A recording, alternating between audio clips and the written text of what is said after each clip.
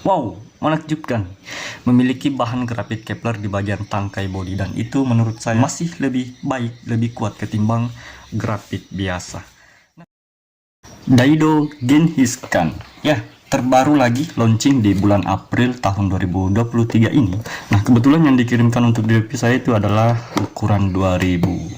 Baik, sebelum saya lanjut pembongkarannya, bagi yang baru bergabung, tidak ada salahnya untuk membantu saya mengembangkan channel ini dengan mengklik subscribe, karena bagaimanapun subscribe itu adalah gratis. Karena banyak nonton tapi tidak semuanya melakukan subscribe, dan mungkin saja Anda adalah salah satunya yang bisa membantu saya mengembangkan channel ini, dan tentunya bisa menjadi bahan referensi kepada teman-teman sebelum membeli. Berikut reviewnya, simak terus.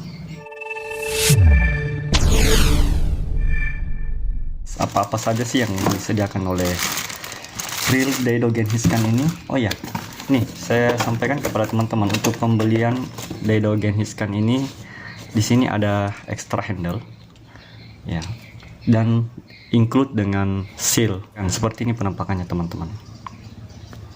Itu, ya, ini dari belakangnya guys, ini dari samping. Tuh tertulis di sini Genhiskan 2000 HS. Kalau saya tidak salah ya, saya teringat di Daido Daimos Pro Series itu kurang lebih sama ini cuttingan spoolnya.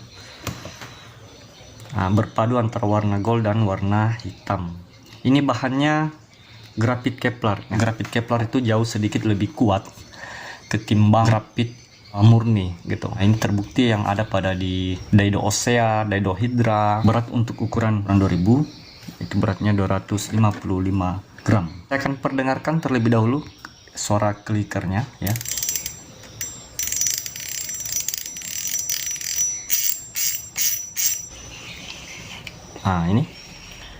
Ini sudah anti-reverse, one way-nya berjalan dengan baik, anti-reverse dan smooth. Ini lebih smooth daripada Daido Daimos Pro Series. Rasionya 6.2 banding 1 putaran. Baiklah, kita coba dulu untuk rasionya. Kita ambil dasar dari sini. 1, 2,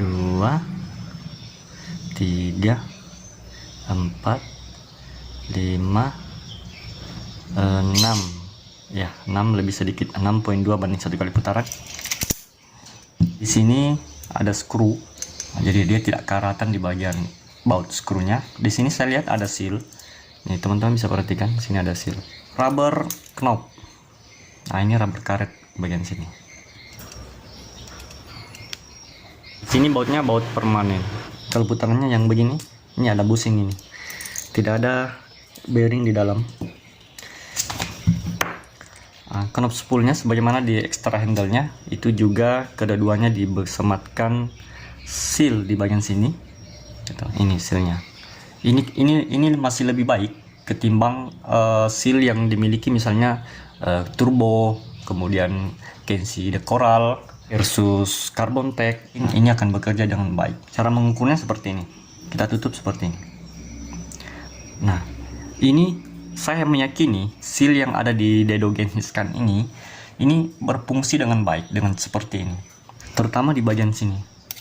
Dua titik ini itu sangat rawan kemasukan air jika memiliki seal yang tidak selebar seperti ini. Tapi kalau Daido Genhiskan ini ternyata mampu menutupi kedua sisi celah tadi. Nah, ini klikernya teman-teman, dan ada satu spacer. Saya akan membuka di bagian roller, ada apa di dalam, apakah ada bushing ataukah ada bearing. Kita lihat. Wah, di sini tidak memiliki bearing. Pun juga dikatakan bushing, dia tidak memiliki bushing sama sekali. Jadi bearing dengan bushing dia tidak memiliki, dia hanya memiliki as roller dan berbahan aluminium. Ball spring guide-nya. Wah, dia menggunakan per ya teman-teman. Teman-teman bisa lihat seperti ini. Dia menggunakan per. Tuh. Dan tentu di sini pasti besi. Ini yang saya maksudnya. Ini saya maksud besi. Biasanya kan ada plastik, ada zinc, dipastikan awet di bagian ini. Saya melihat di sini katanya carbon tag, mari kita buktikan. Wah, ternyata dia hanya pellet biasa ya. Pellet biasa ini ya, kain yang berbahan wol dan memiliki diameter serta ketebalan yang beraneka ragam. Nah, ini hanya pellet biasa yang diwarnai warna hitam. Jadi dia bukan carbon tag. Kemudian drag washernya kita lihat. Nah, dia masih rentan dengan karatan. Ya, enggak apa-apalah, untuk harga di 160 memang kita sulit untuk menemukan kromium di bagian drag washer gitu.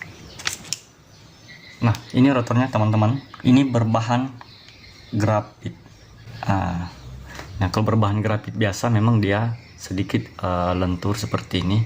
Tapi body berbahan Kevlar. Jadi dia agak susah meleot ini. Nah,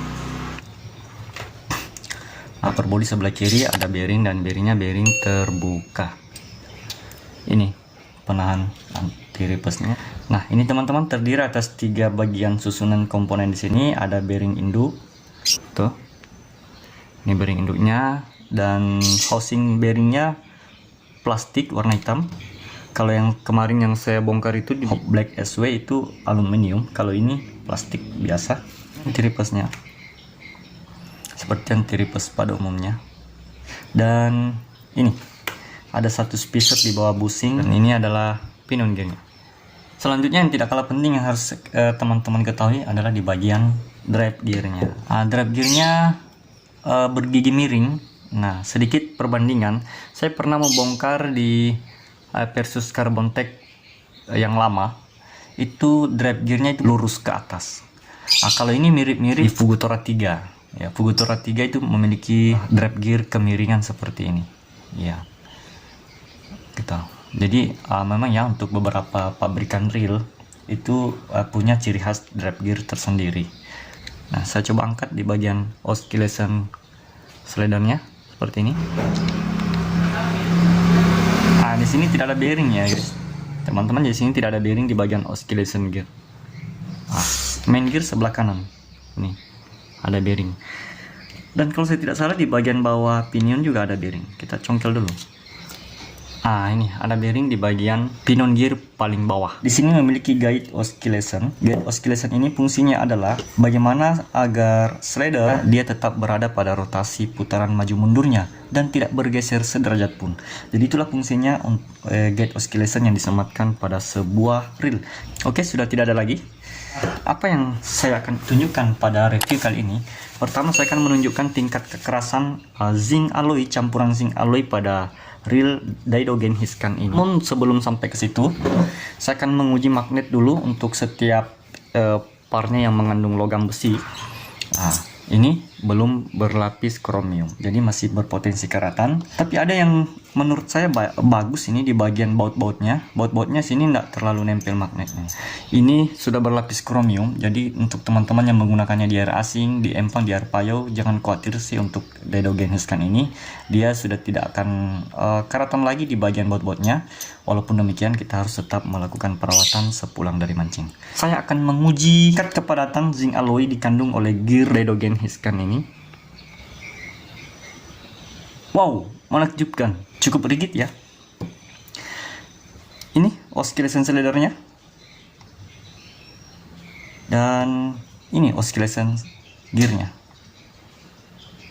Justru di oscillation gearnya memang cukup kuat. Setelah saya melihat, sepertinya saya tidak meyakini ada 9 bearing di sini. Saya menemukan bearing untuk Daidogen Hiscan ini ada 1, 2, 3, 4 gitu. 4 plus 1 saja ya ball bearing di sini. Di sini saya meyakini ada 2 bushing, biasanya di pangkal sini dan di ujung paling luar. Kendati pun dia bukan saltwater, tapi Daidogen Hiscan disematkan satu seal yang bisa berfungsi dengan efektif di bagian knob spoolnya gitu. Dan yang terakhir, memiliki bahan grafit Kevlar di bagian tangkai bodi, dan itu menurut saya masih lebih baik, lebih kuat ketimbang grafit biasa. Nah, bagi teman-teman, jika dirasa review ini bermanfaat dan memiliki tambahan referensi, tidak ada salahnya untuk menekan tombol subscribe, karena subscribe itu gratis. Karena banyak nonton tapi tidak semuanya melakukan subscribe, dan mungkin saja Anda adalah salah satunya yang bisa membantu saya mengembangkan channel ini. Semoga bermanfaat. Sampai ketemu di konten selanjutnya. Salam Angler Mania, mantap.